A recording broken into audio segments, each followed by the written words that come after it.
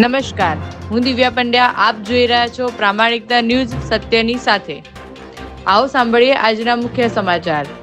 ગુજરાતના વિવિધ મંદિરો અને ઘરોમાં ચોરી કરનારા 2 આરોપીઓની અમદાવાદ ક્રાઇમ બ્રાન્ચે કરી ધરપકડ. ભરતી પ્રક્રિયાને લઈને અમદાવાદ સિવિલની કિડની હોસ્પિટલ બહાર સતત બીજા દિવસે ઉમેદવારોએ કર્યા ધરણા.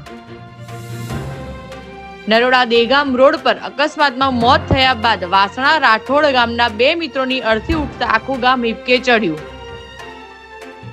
ગુજરાત સરકાર દ્વારા પ્રી સ્કૂલોની નોંધણી માટે નવા નિયમો જાહેર કરાતા પ્રી સ્કૂલોના સંચાલકો હડતાળ પર ઉતર્યા. અમદાવાદ ગ્રામ્ય કોર્ટે ઇસ્કોન બ્રિજ અકસ્માત કેસમાં જેલમાં બંધ તથ્ય પટેલની જામીન અરજી ફગાવી દીધી. હવે રાજ્યની સરકારી શાળાઓના બાલવાટિકાથી ધોરણ 8 સુધીના વિદ્યાર્થીઓને બપોરના ભોજન ઉપરાંત નાસ્તો પણ આપવામાં આવશે. CR પાટીલે PM મોદી, અમિત શાહ ઉપરાંત ગુજરાતના તમામ ધારાસભ્યો અને સાંસદોને મહાભોજ માટે નિમંત્રણ આપ્યું. વલસાડમાં રેપ વિથ મર્ડર કેસમાં ઝડપાયેલા સિરિયલ કિલરે રિમાન્ડ દરમિયાન વધુ એક હત્યા કર્યાની કબૂલાત કરી.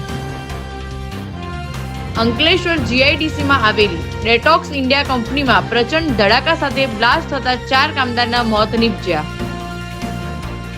આજે કોંગ્રેસ નેતા શક્તિસિંહે રાજ્યસભામાં અમદાવાદના ખ્યાતિકાંડ મામલે CBI તપાસ કરાવવાની માંગ કરી.